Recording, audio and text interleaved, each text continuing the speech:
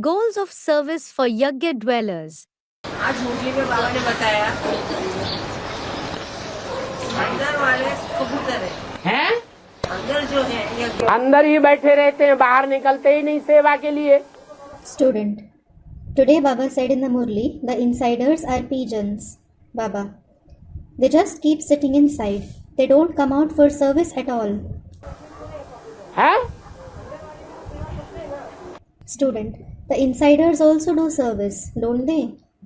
अंदर वाले सेवा करते हैं, खाने के लिए करते हैं कि अतिथि सत्कार के लिए करते हैं? Baba.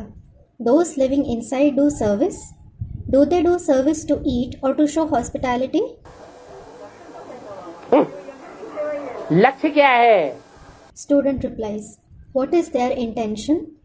लक्ष्य देखा जाता है कि जो अंदर हैं, जिनको 16 घंटे सेवा करनी चाहिए, वो 16 घंटे सेवा करके अंदर भावना ये रखते हैं कि जो बाहर से आने वाले अतिथि हैं, बाबा के घर के मेहमान हैं, उनको सुख देना है या उनको दुख देना है? The intention is taken into consideration that those who are living inside, who should do service for 16 hours, do they have this intention within them after doing service for 16 hours, that should they give happiness or sorrow to Baba's guests who come from outside? क्या लक्ष्य होना चाहिए? What should be their aim? सुख देना। To give happiness.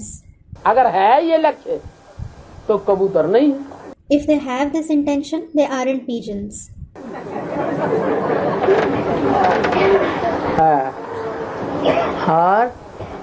और वो देखा जाए तो गिने चुने 2-4 ही निकलते हैं कर्मणा सेवा करने वाले। And if observed, hardly 2 to 4 people emerge who do service through actions. और कर्मणा सेवा में ये भी खासियत है कि कर्मणा सेवा करने वालों को अहंकार जल्दी आ जाता है। In addition, this is also noteworthy that those who do service through actions become egoistic soon. क्योंकि देह से करते हैं ना, It is because they do it with their body, don't they?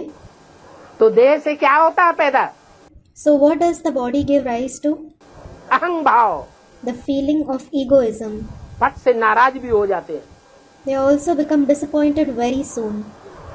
ये भी खतरा है। This is also a danger. इसलिए अगर वो खतरे से परे हो जाएं, This is why if they go beyond danger, तो जो देह की सेवा है, तन की सेवा है, वो तन की सेवा के भी 100% मार्क्स होते हैं। there are 100% marks for the service done through the body as well. जैसे वाचा सेवा के भी 100% मार्क्स होते हैं, Just like there are 100% marks for the service done through speech. वाचा सेवा में भी अहंकार आता है। Someone has ego in service done through speech as well. अगर ये समझे बैठे हैं If he thinks, कि ये ज्ञान मैं देता हूँ, I give this knowledge, इसलिए मेरे ऑर्डर पर चलो, this is why follow my orders. मैं जो डायरेक्शन देता हूँ उस पर चलो, Follow the directions I give. तो वाचा सेवा में भी अहंकार आता है। So, someone has ego in service done through speech as well. अगर ये समझें कि जो ज्ञान मेरे निमित्त से समझाया गया जिस किसी भी स्टूडेंट को, वो मेरा नहीं है, किसका है? शिव बाबा का है। If he thinks the knowledge narrated to whichever student by me, being the instrument, isn't mine, whose is it? Of Shiv Baba. नहीं तो इससे पहले तो मैं खुद ही नाचीज था, Otherwise, I myself was worthless earlier. तो अहंकार उड़ जाता है।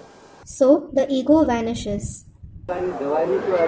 है अहंकार की दवाई है निराकारी स्टेज आत्मा। आत्मा समझो। Another student. What is its remedy? Baba. Its remedy is to stay in the incorporeal stage. Consider yourself a soul.